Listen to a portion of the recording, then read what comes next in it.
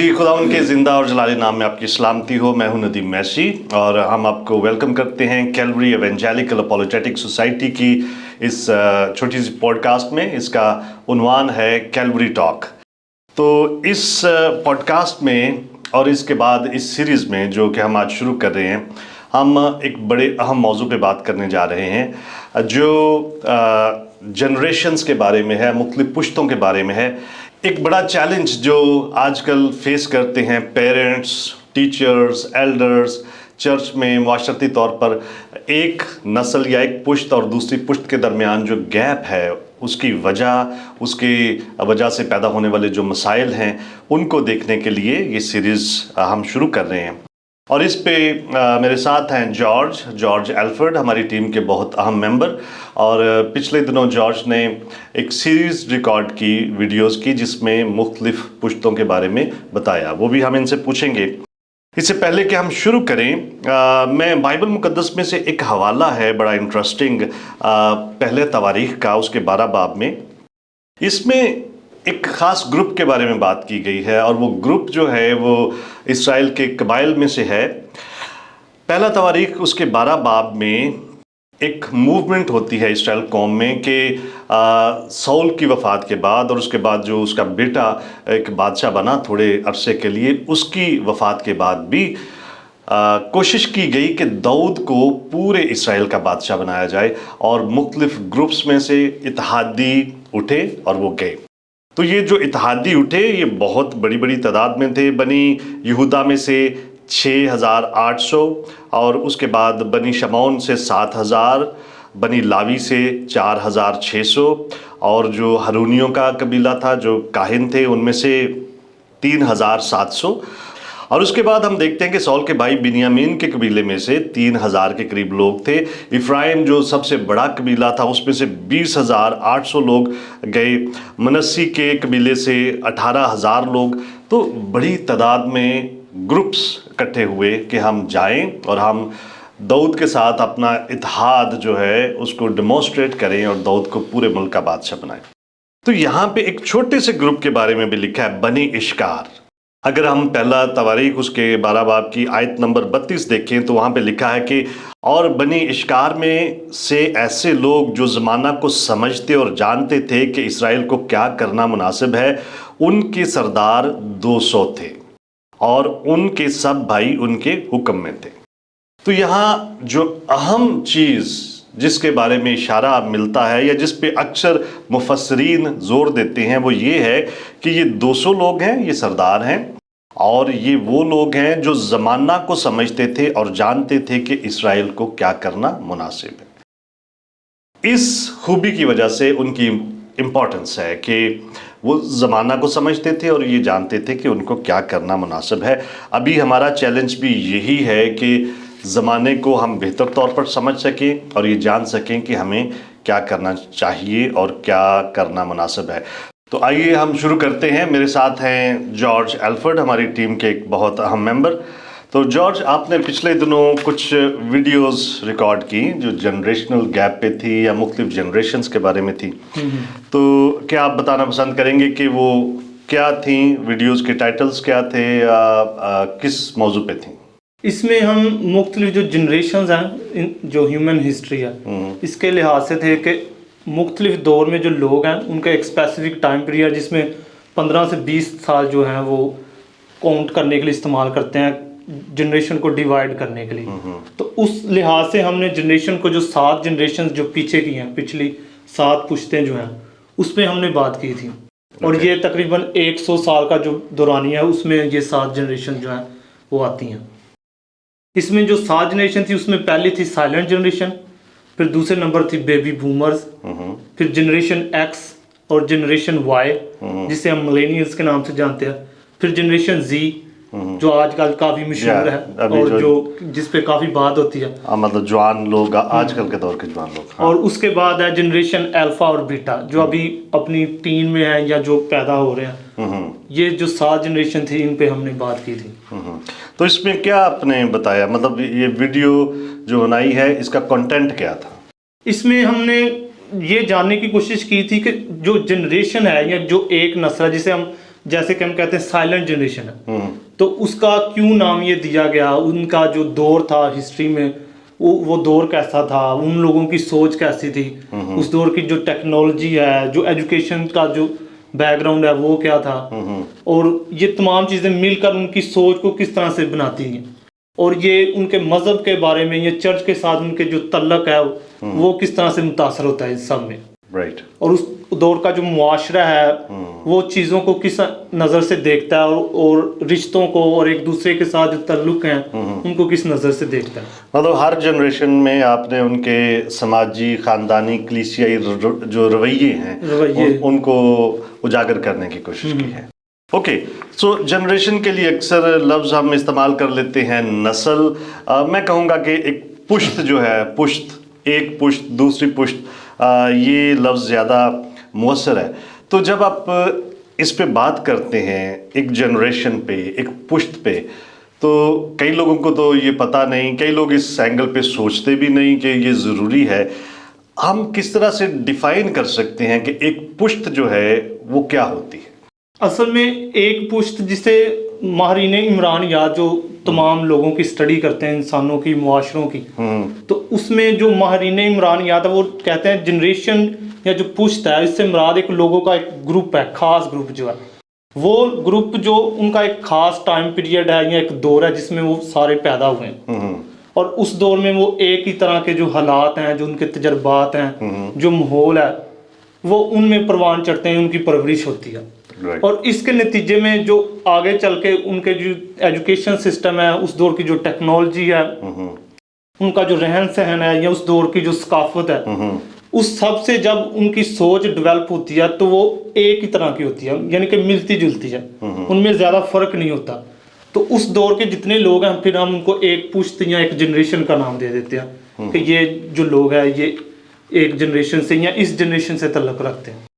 मतलब एक specific time में जो भी उनका माहौल है, जो भी उनकी टेक्नोलॉजी है, जो भी उनका वे ऑफ लाइफ है, उसका एक ग्रुप मिलकर जो तजर्बा करता है, उस ग्रुप को एक पुश्त हम कह सकते हैं। यानी कि वो उस सारे उस दौर में से गुजरती है और उनकी एक ही तरह की मिलती जुलती सोच या पॉइंट ऑफ व्यू डेवलप होना शुरू होता है। तो एक जो माहरीन इमरानियात है जिनका नाम कार्ल मानहाइम है, उनके मुताबिक वो कहते हैं कि ये जो उम्र है ये स्पेसिफाई नहीं करती कि ये जो जनरेशन है, बल्कि वो लोग जिनका एक तरह का तजर्बा या मुश्तरक जो है उन्होंने ज़िंदगी को तजर्बा किया है या उसमें से गुजरे हैं, वो एक उसको जनरेशन को हम कह सकते हैं कि ये उस जनरेशन से तल्लुक़ रखते हैं। इसमें उम्र के लिहाज से इतना फ़र्क नहीं पड़ेगा कि हम लोगों की उम्र को देख के स्पेसिफाई कर दें कि ये उस जनरेशन से तल्लुक़ रखते हैं। ओके, मानहाइम के मुताबिक ये हंगेरियन एक सोशियोलॉजिस्ट हैं। मतलब जो लोग एक तरह का तजर्बा करते हैं सोशली, रिलीजियसली, फैमिली वाइज या कबायली, जो भी तजर्बा हो सके, वक्त के एक स्पेसिफिक टाइम में एक जैसा तजर्बा करने वाले जो लोग हैं, उसमें बड़े भी शामिल हैं, छोटे भी शामिल हैं, वो एक पुश्त कहलाती है। तो ये पुश्त, एक पुश्त दूसरी पुश्त, इसमें मुख्तलिफ पुश्तें हैं, तो ये कितने सालों तक का फ़र्क ये काउंट करते हैं नॉर्मली? अगर हम पुश्त के लिहाज से देखें तो नॉर्मली जो टाइम पीरियड इसके लिए होता है वो 15 से 20 साल का वो लेते हैं कि 15 से 20 साल में जितने लोग उस दौर में पैदा हुए हैं वो उस पुश्त से तल्लुक़ रखते होंगे। और इसमें एक चीज़ जो काबिल गौर होती है कि अगर मैं मिलेनियल्स हूँ तो मेरी जो पैदाइश है वो इस ग्रुप से या इस टाइम पीरियड के आखिर में आते हैं। तो कुछ ऐसे हैं जो मिलेनियल्स के शुरू में इस पीरियड में आएंगे, राइट, ठीक। तो इस वजह से उनकी सोच, शायद मैं जो हूँ लेट मिलेनियल्स और कुछ ऐसे हैं जो अर्ली मिलेनियल्स होंगे, तो उनकी सोच भी सिर्फ इस दौर पीरियड की वजह से टाइम में जो चेंज आया है, इतना 15 से 20 साल का जो 10 साल का फर्क पड़ता है, उसमें भी फर्क आ जाता है। चाहे हम एक ही जनरेशन से तल्लुक़ रखते हैं, शायद हम चीज़ों को उस नज़र से नहीं देखेंगे, लेकिन कुछ ऐसी चीज़ें होंगी जिनमें हम सिमिलर होंगे या हमारी सोच एक तरह की होगी।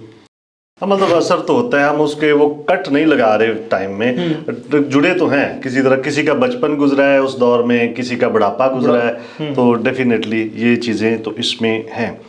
अब जबकि हम जनरेशन्स की बात कर रहे हैं तो जनरेशन के ताल्लुक से एक चीज़ बड़ी जो हाईलाइट की जाती है वो है जनरेशनल गैप, यानी मुख्तलिफ नस्लों के दरमियान या पुश्तों के दरमियान जो खला है وہ بہت سارے لوگ تو اس کی کوئی پرواہ نہیں کرتے، بہت سارے لوگوں کو یہ پتہ بھی نہیں کہ جنریشنل گیپ کیا ہوتا ہے، حالانکہ وہ اس سے سفر کرتے ہیں یا اس کی وجہ سے ان کی زندگی پہ اثر ہوتا ہے۔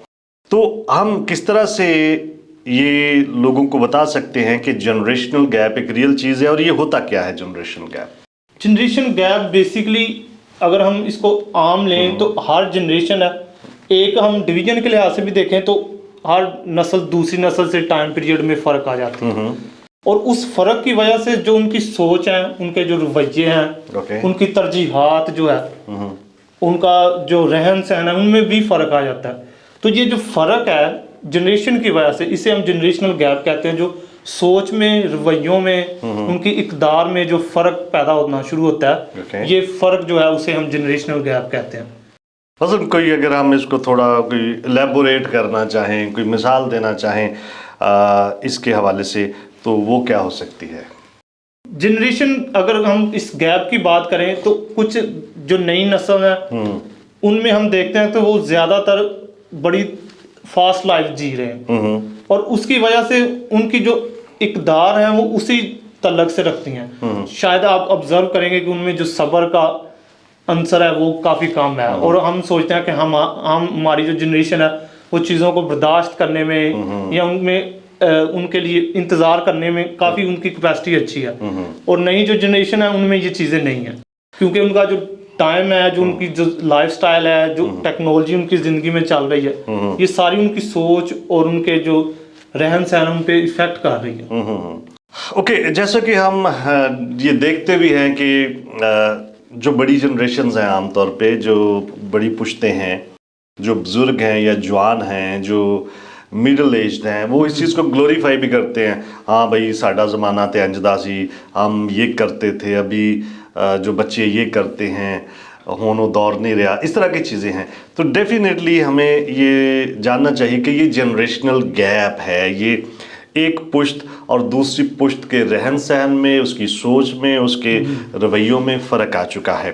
تو یہ جنریشن گیپ ہے، اور اس پہ بہت زیادہ چیزیں، بہت ساری چیزیں جو ہیں اس پہ اثر انداز ہوتی ہیں، ڈفرینٹ فیکٹرز ہیں اس کے۔ تو ہم بات کر رہے تھے کہ ایک جنریشن جو ہے وہ دوسری سے کس طرح سے فرق ہے، اور یہ گیپ کس طرح سے چل رہا ہے۔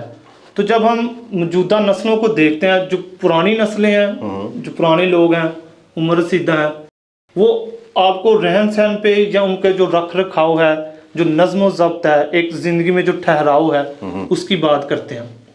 اور جو نئی نسلیں ہیں وہ ایکسپریسو ہیں، زیادہ اپنی بات کو منوانے اور اپنی بات پہ ڈٹے رہنے اور تیزی سے چیزوں کو کرنے کے لیے زیادہ جانی جاتی ہیں، اور اس کا امپیکٹ آپ عام زندگی میں دیکھ سکتے ہیں، اپنے بچوں میں، نوجوانوں میں یہ چیزیں دیکھتے ہیں۔ تو جو ماہرین ہیں، جن میں کچھ لوگ ہیں جو اس پہ بات کرتے ہیں، جنہوں نے اسٹڈی کی ہے، جین ٹوائنگ جو ایک ماہرین، وہ کہتی ہیں کہ ٹیکنالوجی جو ہے یہ ہماری سوچوں کو افیکٹ کر رہی ہے۔ جیسے کہ موبائل فون ہے، وہ چیزیں جو ہم پہلے یوز کرتے رہے ہیں ان کا انداز کچھ اور تھا، لیکن آج جو ہے وہ اس طرح سے اور ہے۔ نئی جو جنریشن ہے وہ ایکسپریسو ہے، اور چیزوں کو آزادی کے ساتھ اپنی بات کو منوانے کے بارے میں زیادہ زور دیتی ہے۔ دوسری طرف جو پرانی جنریشن ہے وہ کلیکٹیو یا اجتماعی جو اقدار ہیں ان پہ زیادہ زور دیتے ہیں۔ وہ کہتے ہیں کہ ہماری جو گروپ ہے، یہ جو خاندان ہے، جو معاشرہ ہے، ان پہ بات کرتے ہیں۔ دوسری طرف جو نئی نسل ہے وہ انڈیویجول جو ان کی خصوصیات ہیں، جو پرسنل ان کے جو مفاد ہیں، جو انٹرسٹ ہیں، ان پہ زیادہ زور دیتی ہے۔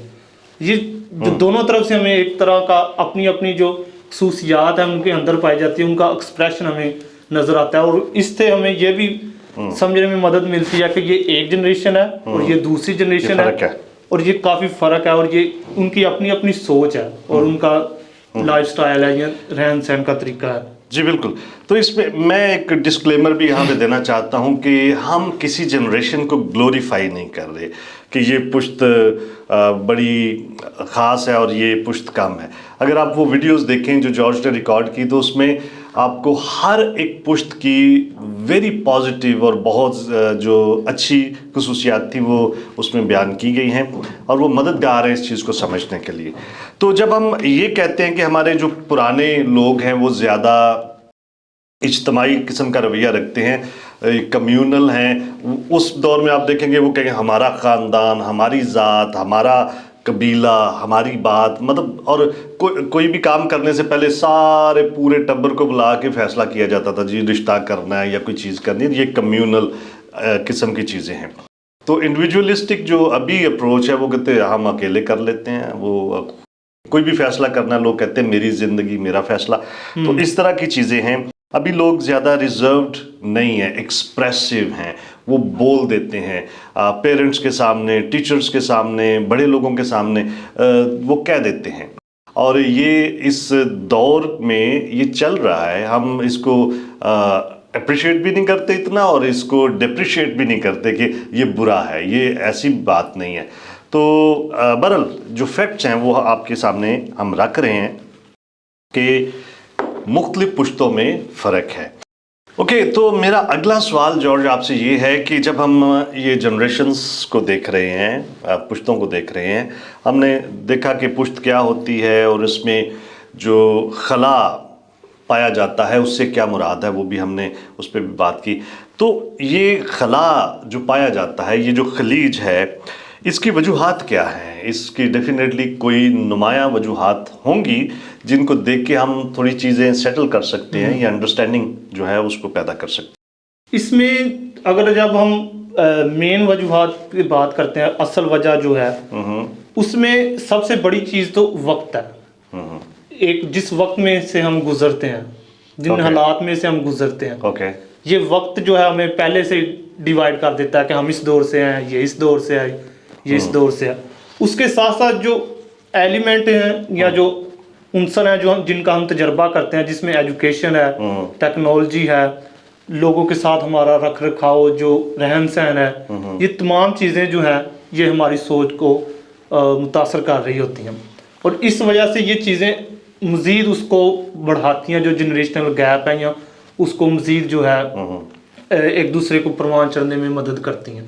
اوکے، مطلب جب آپ نے کہا کہ سب سے بڑا فیکٹر ٹائم بدل گیا، جو وہ پرانے لوگ کہتے ہیں نا ہون اور ٹائم نہیں رہے، تو سب سے مطلب یہ چیز ہے کہ بھائی ٹائم گزر گیا ہے، ابھی اس ٹائم میں سے ہم آ گئے ہیں، ابھی وہ دور نہیں رہا. تو سب سے بڑی چیز یہ ہے. پھر ہر دور میں آپ کہہ رہے ہیں کہ جیسے ٹیکنالوجی چینج ہوتی ہے، تعلیم کے معیار چینج ہوتے ہیں، لوگوں کے رویے چینج ہوتے ہیں، ترقی ہوتی ہے. تو یہ مختلف طرح کے جو ایلیمنٹس ہیں یہ اس میں ہیں. تو یہ جو فیکٹر ہیں جن پہ ہم بات کر رہے ہیں، ڈیفینیٹلی ٹائم بدل گیا، بھئی نئی ٹیکنالوجی آ گئی ہے، اسکول سسٹم چینج ہو گیا، ایجوکیشنل سسٹم چینج ہو گیا، سڑکیں بن گئی ہیں، کمیونیکیشن، دنیا تیز ہو گئی ہے. یہ ساری چیزیں، اس کے اثرات اوور آل پوری سوسائٹی پہ اور گلوبلی پوری دنیا پہ ہی پڑے ہیں، آتے ہیں. لیکن اگر ہم ان کو تھوڑا سا زوم ان کریں، تھوڑا سا قریب جائیں، تو ہمیں کچھ خاص حصوں پہ یہ زیادہ نظر آتے ہیں یا ہمیں ان خاص حصوں پہ زیادہ توجہ دینے کی ضرورت ہے. مثال کے طور پر خاندانی سطح پر، آپ کے معاشرے میں، محلے، برادری میں یا آپ کی کلیسیا میں بہت اہم ہے. تو اس پہ اگر ہم دیکھیں تو یہاں کون سے فیکٹر بڑے نمایاں نظر آتے ہیں؟ جنریشنل گیپ کا جو امپیکٹ ہمیں خاندانوں میں اور کلیسیاؤں میں نظر آتا ہے، پھر معاشرے میں یہ بڑے پیمانے پر نظر آنا شروع ہو جاتا ہے. جب ہم خاندانی سطح پر دیکھتے ہیں تو بچے ہیں، ان کے پیرنٹس ہیں، بچے کچھ چیزوں کو پسند کرتے ہیں، پیرنٹس جو ہیں وہ پرانی باتوں کو جو انہوں نے اپنی زندگی میں جی ہیں ان کو وہ پسند کرتے ہیں. اور جب ہم بچوں کی طرف دیکھتے ہیں تو ان کا جو لائف سٹائل ہے ان میں ہم ٹیکنالوجی کی ایڈوانس ٹیکنالوجی ہے وہ دیکھتے ہیں. جیسے کہ بچے جو ہیں وہ موبائل یوز کر رہے ہوں گے، سوشل میڈیا، فیس بک، ٹک ٹاک یوز کر رہے ہیں. پیرنٹس کے نزدیک وہ وقت کو ضائع کر رہے ہیں، اور بچے جو سوچیں گے یہ تو ہمارا انٹرٹینمنٹ ہے جو ہمارے دور میں پایا جاتا ہے. پیرنٹس سوچیں گے کہ آپ کو شاید باہر جا کے کھیلنا چاہیے، ہم تو اپنے دور میں اس طرح کرتے تھے، ہم یہ کام کرتے تھے، اور آپ سارا دن بیٹھ کے موبائل پہ یا ٹی وی پہ دیکھتے رہتے ہیں. یہ ہمیں ایک بڑا گیپ نظر آتا ہے جو اس وجہ سے نظر آتا ہے خاندانی سطح پر.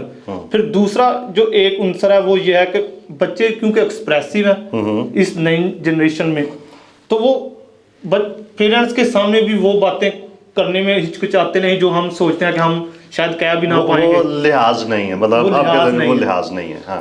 تو یہ جو ہے یہ جنریشن کی وجہ سے ہے کہ وہ ہماری ایک جنریشن ہے, ہم چیزوں کو اس طرح نظر سے دیکھتے ہیں, وہ جس جنریشن سے ہیں وہ اس نظر سے دیکھتے ہیں. رائٹ. اور یہ جب ایک دوسرے کو سمجھنے میں پرابلم ہوتی ہے تو یہ گیپ بڑھتا جاتا ہے, اور اگر ہم اس گیپ کو کم کرنا چاہیں گے تو ہمیں بیٹھ کے اس پہ بات کرنی پڑے گی کہ ہم ان کو سمجھیں, وہ ہمیں سمجھے کہ وہ جنریشن جس میں ہے یہ ان کا ایک لائف سٹائل ہے, یہ ان کا طریقہ ہے, وہ بدلے گا نہیں. اور جس جنریشن سے ہم نکل کے آئے ہیں وہ بھی ہمارا بھی ایک پوائنٹ آف ویو ڈیولپ ہو چکا ہے. اس لیے ہمیں بیٹھ کے ایک دوسرے کے ساتھ بات کرنے سے, ایک دوسرے کو سمجھنے کے ذریعے ہم خاندانی سطح پر اس چیز کو ڈیل کر سکتے ہیں. یس. دوسرے نمبر پہ جب ہم بات کرتے ہیں کلیسیائی سطح پہ, ہم چرچ میں ہر طرح کی ہر عمر کے لوگوں کو دیکھتے ہیں, بچے ہیں, بوڑھے ہیں, نوجوان ہیں. اس دور میں جو پہلا دور تھا ہم سامنے دیکھتے ہیں کہ ایک پاسٹر ہیں وہ سامنے آ کے ٹیچ کرتے ہیں تو ہمیں اچھا لگتا تھا, سارے لوگ بیٹھ کے ان کو سن رہے ہیں. لیکن آج کا دور سکرین کا دور ہے, موبائل کا. شاید 1 منٹ میں ہم کہیں ریلز دیکھ لیں, پھر اگر ہم بچوں کو دیکھیں تو وہ کہیں گے ہم 5 منٹ پادری صاحب کو نہیں سن سکتے.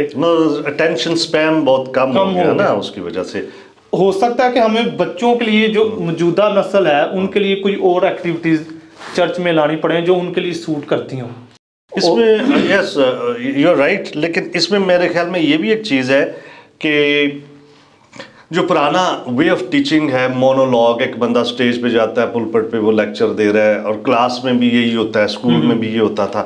ابھی جو اسٹڈی میں جیسے ماڈرن اسکول چینج کر رہے ہیں, اس کو ڈائیلاگ میں لے کے آ رہے ہیں, اس کو کنسیپچول اسٹڈی پہ لے کے آ رہے ہیں, اس کو ایکسپیریمنٹل بنا رہے ہیں. تو آپ سمجھتے ہیں کہ چرچ کی سطح پر بھی اس طرح کی چیزیں یا نالج کو یا اس علم کو ٹرانسفر کرنے کے لیے اس طرح کا کوئی ہونا چاہیے؟ یہی تو ایک ایلیمنٹ ہے جس کو اگر ہم عام زندگی میں دیکھتے ہیں, انہی چیزوں کو ہم چرچ میں بھی اگر لاتے ہیں تو ہم اس جنریشن کو بہتر طور پر سمجھ پائیں گے.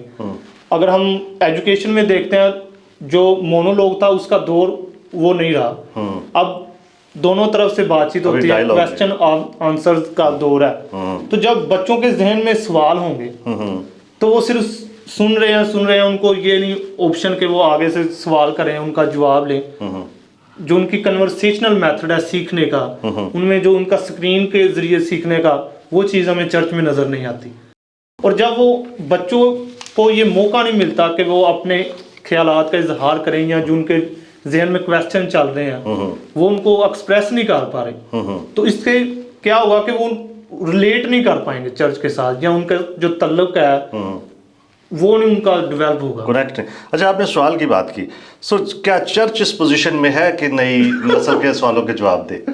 مطلب اگر نہیں بھی ہے تو ہم کوشش کر سکتے ہیں. یس, دیر از لائک آپشن کہ ہم گرو کر سکتے ہیں, کیونکہ اس میں میرے خیال سے بہت زیادہ یہ کنفیوژن ہوتی ہے نوجوانوں میں کہ ان دنوں میں خاص طور پہ بہت طرح کی توہم پرستی کو وہ جھاڑ رہے ہیں سائنس کی علم سے, اور بہت ساری اس طرح کی چیزیں جا رہی ہیں.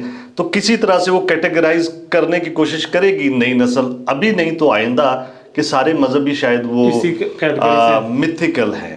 تو Christianity is very rational way of living, اور میرے خیال سے ہمارے پاس بہت زیادہ آپشنز ہیں کہ ہم اس میں گرو کریں, کرسچن اپولوجیٹکس کو اس میں لائیں, اور ان کے سوالوں کے جواب دینے کے ہم قابل ہیں, ہمیں کرنا چاہیے. اور اگلا جو ہمارا جو نیکسٹ آتا ہے وہ ہے کمیونٹی, یا کمیونٹی لیول پہ کس طرح سے جنریشن گیپ ہمیں نظر آتا ہے. ہم دیکھتے ہیں کچھ لوگ جو ہیں بچوں میں دیکھتے ہیں وہ ان کے پاس ایڈوانس ٹیکنالوجی ہے, اور ان کے پیرنٹس وہی جو پرانی چیزیں ہیں ان پہ تقریباً وہ گزارا کر رہے ہیں, انہیں پہ وہ کہتے ہیں, انہیں پریفر کرتے ہیں. تو جب وہ پیرنٹس کو کہیں گے بچے کہ آپ ان چیزوں کو ٹرائی کریں تو وہ نہیں کریں گے. تو یہ گیپ ہمیں نظر آتا ہے. اسی طرح جب ہم کام کے یا پروفیشنل لائف میں دیکھتے ہیں تو کچھ ایسی جنریشن ہے جو شاید وہ کمپیوٹر پہ کام نہیں کرتے, یا انہیں پتہ ہی نہیں, اور وہ ہاتھ سے کام کرنے کو پسند کرتے ہیں. یہ گیپ جو ہے پھر آگے جا کے نئی نسل ہے جو پوری طرح ڈیجیٹلائز ہو رہی ہے, تو ان کے لیے سروائیو کرنا مشکل ہو جانا ہے, اور ان کے لیے یہ مشکل ہوگی کہ وہ نئی ٹیکنالوجی کو اپنائیں یا ان کو سیکھیں. ہم اگر اس اینگل سے دیکھتے ہیں تو اسپیسیفک سیکٹر بنے ہیں کہ یہ لوگ ان چیزوں کو جانتے ہیں، ان چیزوں کو نہیں جانتے، یہ ان میں کافی ایڈوانس ہیں اور یہ ان کو جانتے تک بھی نہیں ہے، ان کو ایکسپوجر ان چیزوں کا نہیں ہے. تو یہ ہمیں سیکٹر جو بنتے نظر آتے ہیں، یہ جنریشن گیپ کے جو مختلف جنریشن ہے اور ان کے لحاظ سے ان کے سیکٹر بنتے نظر آتے ہیں. رائٹ. اچھا، اس میں ایک چیز ابھی میرے ذہن میں اچانک سے آئی کہ ہماری جو پرانی جنریشنز ہیں، ہمارے جو بزرگ ہیں، کیونکہ انہوں نے سخت ٹائم دیکھا، انہوں نے سخت محنت کی، وہ چیزوں کو بڑا سنبھال کے رکھتے ہیں، پرانی چیزوں کو، پرانے کپڑوں کو، فرنیچر اور اس طرح کی چیزوں کو. تو میں جانتا ہوں ایک بڑی محترم خاتون ہیں، انہوں نے بھی ڈیفینیٹلی اپنی وہ ساری چیزیں سنبھال کے رکھی تھیں. وہ خود تو ملک سے باہر رہتی تھیں، تو ملک سے باہر ہی ان کی وفات ہو گئی، اور ان کی چیزیں ابھی بھی پڑی ہوئی ہیں ایسے ہی، وہ ہماری کسٹڈی میں ہیں، ہمارے نزدیک ہیں. تو ابھی نئی نسل جو ہے اس کے پاس شاید اس کا لائف سٹائل ایسا ہے کہ ایک چیز کو فٹ کرنے کے لیے ایک ہی جگہ ہے. سو وہ بہت ساری چیزیں، جیسے چیزیں تبدیل کرتے ہیں اسی طرح ان کی زندگی میں اور بہت زیادہ تبدیلیاں بھی آتی ہیں اور وہ ایکسیپٹ کرتے ہیں. تو اس سے میرے خیال سے ایک چیز ہم سیکھ سکتے ہیں کہ وہ انگریزی میں ایک ٹرم یوز ہوتی ہے نا، لیٹ گو. تو لیٹ گو یہ ہے کہ کچھ چیزوں کو جانے دینا چاہیے اور نئی چیزیں جو زندگی میں ہیں ان کو ایکسیپٹ کرنا چاہیے، لیکن ساری چیزوں کو نہیں. جو کوئی پرانی چیزیں بڑی اوتھینٹک ہیں، ہمارے روایتیں، ہمارے آئیڈیاز، ہمارے بزرگوں کے تجربات، ان کی نصیحتیں، ان کی حکمت، ہر ایک چیز کو ہم نہیں کہہ سکتے کہ لیٹ اٹ گو. تو ہم کچھ چیزیں جو ہیں جو بے معنی ہو چکی ہیں، جو اس دور میں ریلیٹ نہیں کرتی، we should let them go. Okay, اس میں جارج ہم نے مختلف باتیں ڈسکس کی. ڈیفینیٹلی ہر ایک چیز چینج کرتی ہے. میں نے ایک دفعہ اپنے ایک دوست کو کال کی، وہ یورپ میں ہے، تو میں کال پہ اس سے پوچھ رہا ہوں کہ ہاں جی کوئی نئی تازی. تو وہ کہتا ہے کہ ہر لمحہ ہی نیا ہے، ہر بات نئی ہے، ہر چیز تم کیا جاننا چاہتے ہو. تو ڈیفینیٹلی ہر آنے والا لمحہ جو ہے وہ نیا ہے، اور نئی تازی یہی ہے کہ ہر ایک چیز نئی ہے، ہر لمحے نئی ہے.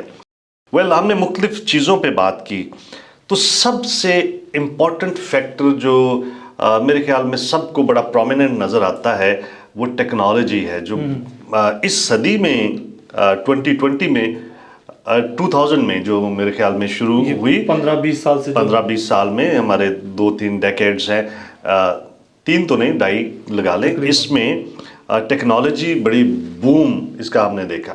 تو how do you see the impact of technology on generational gap؟ Generation gap کے حوالے سے جس چیز پہ سب سے زیادہ زور دیا جاتا ہے وہ ٹیکنالوجی ہے، کہ وہ آپ کی سوچ کو کتنی سپیڈ سے بدل رہی ہے. جب نئی چیزیں آتی ہیں ان کے ساتھ نئے رویے، نئے جو طور طریقے ہیں وہ بھی آنے شروع ہو جاتے ہیں. اور ہم جب دیکھتے ہیں 2000 سے آگے آن ورڈ، تو نئی سے نئی چیزیں آ رہی ہیں، اور جو پچھلی ہیں وہ ڈیولپ ہو رہی ہیں. تو وہ کہتا ہے کہ سب سے جو بڑا فیکٹر ہے وہ ٹیکنالوجی ہے. نئی چیزیں، نئی انوینشنز جو ہیں، وہ پرانے طریقے ٹریولنگ کے وہ بھی ختم ہو رہے ہیں. جو ریڈنگ اور رائٹنگ کا جو سٹائل ہے، ان کو سمجھنے کا، اسکرین کے استعمال کا، شاید ہم اب وہ پیپر سے پڑھنا اتنا پسند نہیں کرتے، یا شاید پڑھتے نہیں، اس کی جگہ اسکرین آ رہی ہے، یہ لے رہی ہے.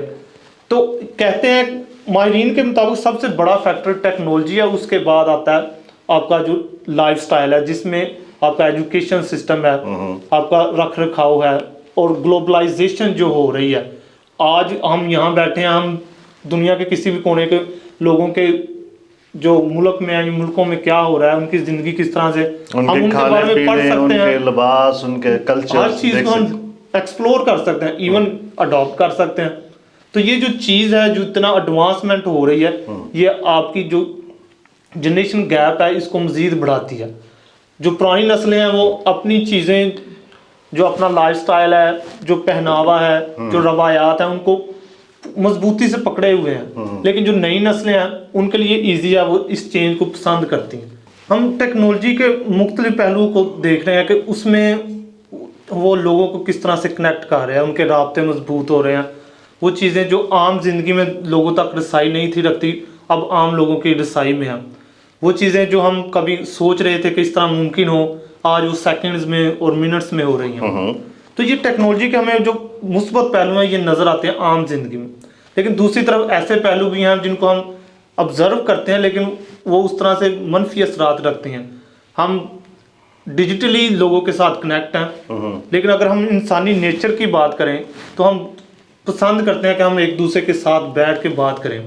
تو یہ ایلیمنٹ آہستہ آہستہ کم ہو رہا ہے اور اس کا مین فیکٹر ہمیں یہی آتا ہے کہ ہم موبائل اور ٹیکنالوجی اور اسکرین کی طرف زیادہ جا رہے ہیں, نہ کہ عام لوگوں کے ساتھ جو ریلیشن شپ ہے, جو اتھینٹک جو چیزیں ہیں وہ کم ہو رہی ہیں. لیکن پچھلی نسل میں یہ چیزیں کافی زیادہ تھی اور وہ ان کو پسند کرتے تھے, جڑے ہوئے تھے.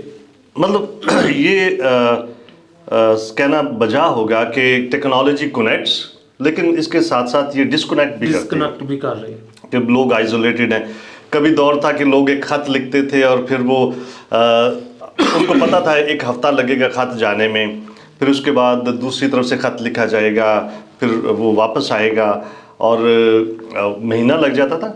کئی لوگ پورا پورا ہفتہ فون پہ بات کرنے کے لیے یا مہینہ مہینہ فون پہ بات کرنے کے لیے انتظار کرتے تھے. کسی کے گھر میں فون ہوتا تھا تو پہلے پیغام بھیجا جاتا تھا کہ تھوڑا فون آیا ہے, اور پھر وہ آتے تھے اور پھر کال ہوتی تھی. باہر سے پی سی او سے فون کیے جاتے تھے اور وہ مینز آف کنیکشن یا کنیکٹیوٹی وہ کم تھے لیکن لوگ جذباتی طور پر بہت کنیکٹڈ تھے. تو ابھی وہ بہت کنیکٹڈ ہیں لیکن آئزولیشن یا لونلینس جو ہے وہ بھی بہت زیادہ بڑھ رہی ہے کیونکہ وہ ریالٹی میں کنیکٹ نہیں ہے, وہ صرف سائبر کی دنیا میں لوگوں کے ساتھ کنیکٹ ہے. سطحی تعلق جو ہے, اور سطحی تعلق میں وہ ان کی ریئل حالت یا ریئل پوزیشن جان بھی نہیں سکتے کیونکہ میں فلٹر لگا کے بڑی اچھی ایک فوٹو لگا کے بھیج سکتا ہوں, آئی ایم ویری ہیپی, تو گھر میں چاہے کوئی اور ہی سین چل رہا ہو. تو ڈیفینیٹلی ٹیکنالوجی کا جو مثبت پہلو ہے وہ اس کو اپلائی ہم کر سکتے ہیں ایجوکیشن پہ بھی, فیملی میں بھی, چرچ میں بھی, ہر جگہ. This is good. لیکن at the same time we should be very well aware کہ اس کا نیگیٹو پہلو بھی ہے اور وہ خطرناک ہے, اور access of every thing is bad. یہ بڑا پرانا محاورہ ہے انگریزی کا, کسی بھی چیز کی زیادتی اگر ہم کریں گے دیٹس آلویز بیڈ. تو اب جب ہم یہ بھی محسوس کرتے ہیں کہ ہماری رسائی بہت زیادہ چیزوں تک ہے, مطلب خبر ہمیں ہر طرف سے مل رہی ہے, تو بہت زیادہ خبریں جب ملتی ہیں تو اس میں فیک نیوز زیادہ ہے, اس میں پروپیگنڈا زیادہ ہے. ابھی اتنی ساری خبروں میں سے آپ کو ڈھونڈنا پڑتی ہے کہ کون سی خبر صحیح ہے. تو یہ بھی اس کا ایک نیگیٹو پہلو ہے اور ہمیں اس کے بارے میں بھی خبردار رہنا چاہیے. اور ایسے ہی اگر ہم بائبل پہ اس کا اطلاق کریں تو پہلے ایک دو جو کمنٹری تھی ہمارے لیے بڑی اوتھینٹک تھی, میتھیو ہینری ہو گئے, اس کے بعد ولیم میک ڈونلڈز ہو گئے, یا کوئی چند ایک جو اویلیبل تھے. تو پھر کبھی یہ بھی ہوتا ہے کہ بہت سارے لوگ جو اس کے لیے ٹرینڈ نہیں ہیں وہ بھی اس کو آپ انٹرپریٹیشن کرنا شروع کر دیتے ہیں چیزوں کی جو مشکل ہے, ان کی وہ ٹریننگ نہیں ہے, ان کو وہ رولز نہیں پتہ, تو پھر کنفیوژن بہت سارا, چرچ میں بھی کنفیوژن اس سے بڑھتی ہے. اوکے ویل, ہم نے بہت سارے جو چیزوں پہ بات کی جو جنریشنل گیپ کی وجوہات ہو سکتی ہیں. تو آخر میں ہم اس کو کنکلوڈ کرنا چاہیں گے کہ ہم اس کو برج کیسے کر سکتے ہیں. گیپ تو ہے جنریشنز میں ڈیفینیٹلی اور یہ فیکٹ ہے اور ہمیں اس کو قبول کرنا چاہیے, لیکن how can we bridge this gap? This is the important question. تو یہ سوال کافی اہم ہے اور اس لحاظ سے بھی کہ جتنی ہم نے بات کی ہے اس کا الٹیمیٹ گول ہمارا یہی ہے کہ یہ جو جتنی چیزیں ہو رہی ہیں, یہ جو گیپ چل رہا ہے یا جو گیپ کی وجہ سے جو نقصان ہو رہے ہیں, ان کو ہم کیسے کور کر سکتے ہیں.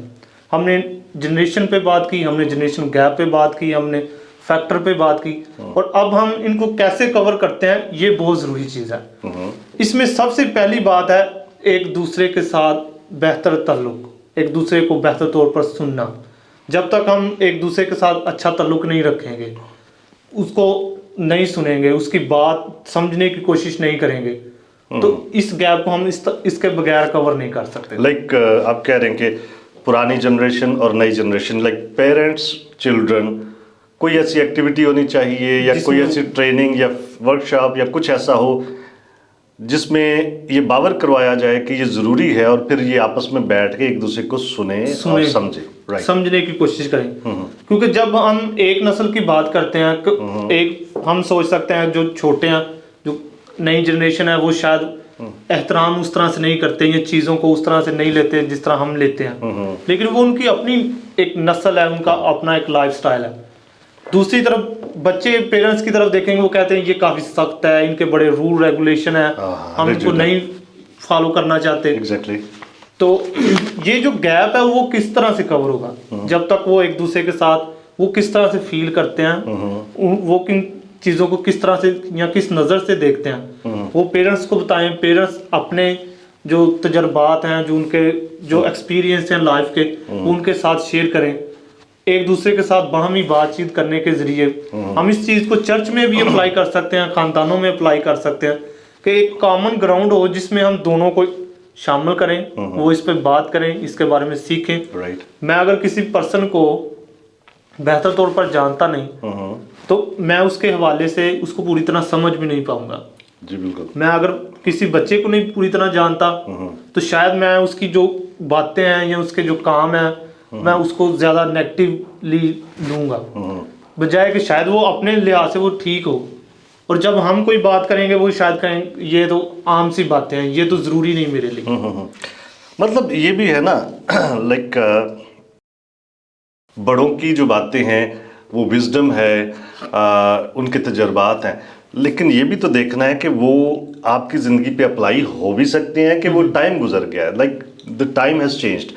میرے خیال سے جو بات آپ کر رہے ہیں اس میں دونوں طرح کی جنریشنز کو جو موجود ہوں، جو زندہ ہیں، ان کو ڈیفینیٹلی بیٹھنا چاہیے، ایک دوسرے کے چیلنجز کو سمجھنا چاہیے کہ بھائی ان کے کیا چیلنج تھے، ہمارے کیا چیلنج تھے، ان کے کیا فیئرز تھے، ہمارے کیا فیئرز ہیں، ان کے کیا مسائل تھے، ہمارے کیا مسائل ہیں، ان کا مسائل کو حل کرنے کا کیا طریقہ تھا، ابھی آلٹرنیٹیولی کون سے ہیں. ابھی کئی آسان ہیں. لائک میں ایز اے فادر کئی کام مشکل طریقے سے کرتا ہوں تو میرے بچے مجھے بتائیں گے کہ this is kind of stupid thing میں بھی اکارڈنگ ٹو دیم. اگر وہ نہ بھی کہیں تو اس کے آسان طریقے بھی ہیں. اور کہیں گے بابا یار آپ کو نہیں پتا یہ ایسے ہوتا ہے، یہ ایسے ہوتا ہے. یس دس ہیپنس. سو ہمیں اس کو کرنا چاہیے. اور میں ابھی بھی تقریباً بار بار میں اپنی بیٹی سے کہتا ہوں یہ ذرا میرا فون چیک کرو، یہ میرے کارڈ پہ سبسکرپشن کیا کیا ہے. کئی بار وہ مجھے میسج آتا ہے کہ یہاں پیسے کٹ گئے، یہاں پیسے کٹ گئے. تو میں سمجھتا ہوں کہ زیادہ انڈرسٹینڈنگ ہے نئی جنریشن کے پاس ٹیکنالوجی کی. We should depend on them in some things اور they should depend on the older generation as well.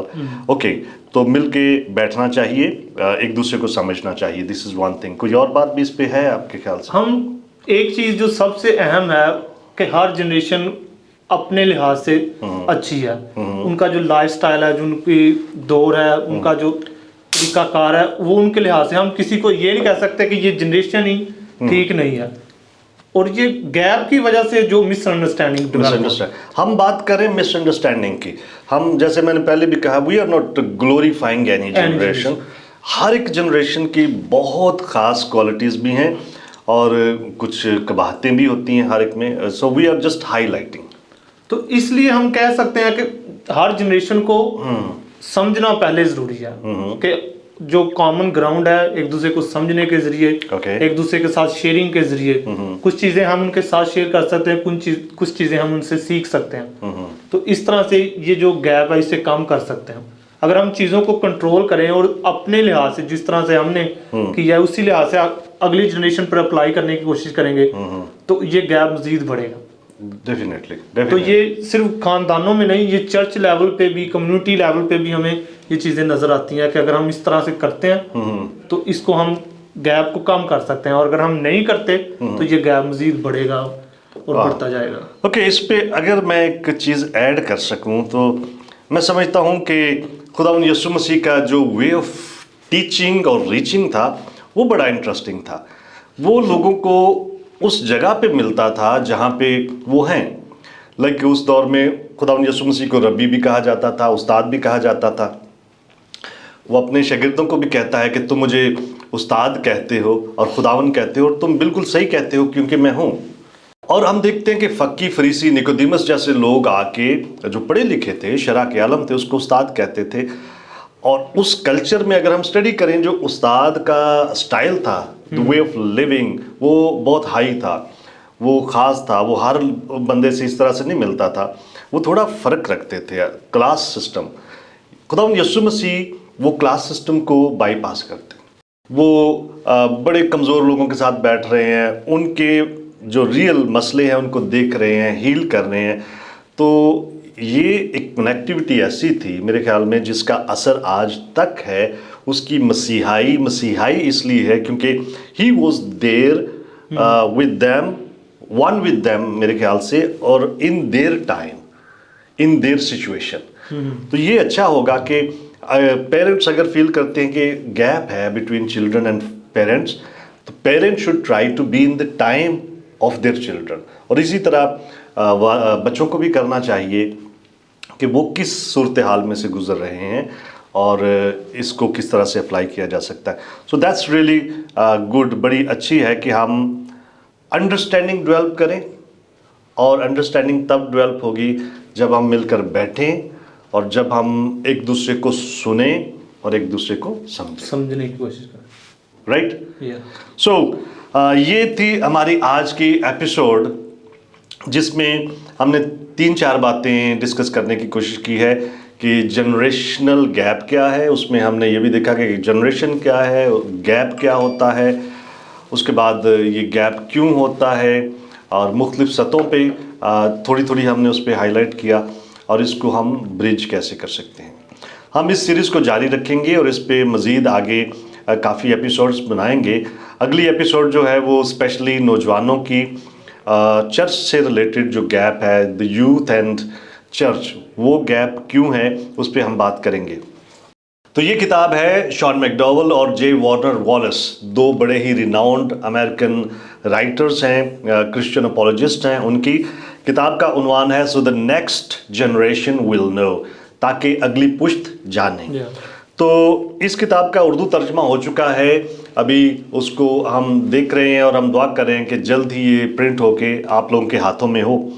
بہرحال اس سے پہلے کہ یہ آپ تک پہنچے, ہم اس کے مختلف ابواب پہ ڈسکس کریں گے تاکہ فیوچر میں جب اس کو پڑھا جائے تو یہ بڑی آپ کے لیے مددگار ہو. تو آنے والی ایپیسوڈز میں ہم اس کتاب کو لے کر چلیں گے. آپ سب کا بہت زیادہ شکریہ. جارج, آپ کا شکریہ. Thank you for making those videos جو بڑی ہی اہم ہیں for all the research and every thing. I so those. لیکن اسکرپٹ تو میں آپ کا پڑھتا ہی تھا ریکارڈ ہونے سے پہلے ڈیفینیٹلی. تو ریئلی گڈ ایفرٹ. تو ہم اس کو لے کے آگے چلتے ہیں. Thank you very much for today's input, اور آپ سب کا شکریہ. خداوند آپ کے ساتھ ہو, آپ کو ہمیشہ برکت دیتا رہے اور سنبھالے رہے. God bless you. Thank you very much.